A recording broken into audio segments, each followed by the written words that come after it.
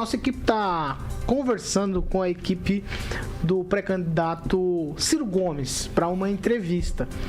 E aí, nesse final de semana, o que se viralizou aí no mundo digital, não só no mundo digital, mas no jornalismo de uma forma geral, foi o rolo entre o Gregório do Vivier e o Ciro Gomes. Eles fizeram lá uma espécie de debate, se acusaram, disseram várias coisas, e o engraçado disso tudo é que até poucos dias o Gregório do Vivier, ele era amigão do Ciro Gomes, né? Eles estavam ali meio que colados, e aí o do Vivier fez postagens criticando o Ciro. Por quê? Porque, em tese, o Ciro é um pivô de eleição ou não do Lula. Se o Ciro retira a candidatura, por exemplo, muita gente acredita que o Lula poderia se reeleger. Eu estou dizendo poderia se reeleger no primeiro turno, e é o raciocínio do Gregório do Vivier. E aí, Ângelo Rigon, você chegou a ver algum trecho desse rolo do Ciro, que possivelmente é nosso entrevistado nos próximos dias? Pois é, assisti, acho que os dois lados acrescentou-se pouco, só uma questão de visibilidade, nenhum dos dois lados tem 100% de razão, e é o Ciro sendo o Ciro e o Gregório sendo o petista Gregório, é só isso. Não há mais nada a acrescentar.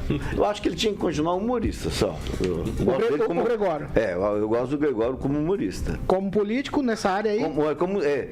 Ele e a Márcia Tiburi, agora entendi porque muita gente não gosta dela. Ela fala, quem votar no Lula só no segundo turno, ela usa uma palavra forte, é indigno. Então, quer dizer, o pessoal gosta de rotular. Claro, você não pode pegar uma pessoa e generalizar, achar que todo mundo daquele partido é igual a ela.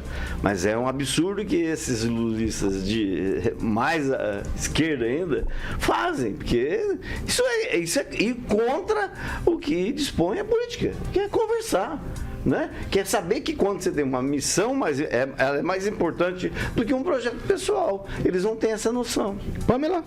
Paulo, só corrigir uma palavra que eu usei aqui para me referir ao Daniel Silveira e o Alexandre de Moraes. Affair não é bem um affair, gente. Acho que é paixão recolhida, é amor não correspondido. Affair ainda, né? Pode existir uma correspondência. Acho que não existe ali, por isso tamanho nervoso. Mas sobre o debate dos dois, do Gregório e do Ciro, Paulo, acho que eu vou até assistir de novo, porque foi tão engraçado, né? Porque foi uma troca ali de verdades, eu creio.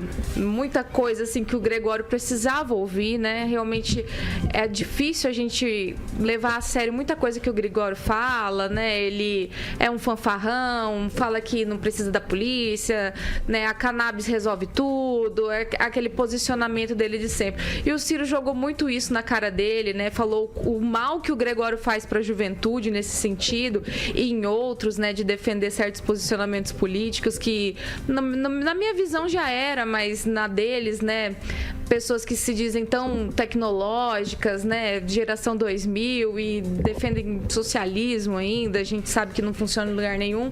Enfim, foi muito interessante. Eu espero que a gente possa entrevistar o Ciro, porque pode vir aí grandes surpresas. É do feitio e do jeitão dele, né, ser polêmico. Eu acho que ele, no que soube que ia ter um debate com o Gregório, parece que se preparou para isso, é um pouco visível que ele fez essas provocações aí de propósito, e o Gregório, por outro lado, acho que ele não esperava, né? Ele foi pego de surpresa, ele não tinha argumentos, ele só ficava, você tá falando isso pra mim? Não, cara, olha o que você tá falando. Ele não tinha argumentos. Conclui, Pamela. Então é interessante a gente ver, né, a pobreza de razões aí que sustentem certos pensamentos. Quem, Rafael? Olha, eu assisti só os melhores momentos, né? Quando você não gosta muito do jogo, assim, esse tipo de 90 minutos, você acaba assistindo só os melhores momentos.